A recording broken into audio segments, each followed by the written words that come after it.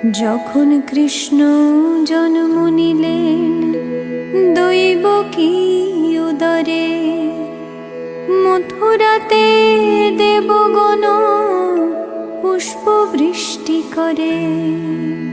বসুদেব রাখিয়া আইলেন নন্দের মন্দিরে, নন্দের আলয় কৃষ্ণ দিনে দিনে বারে।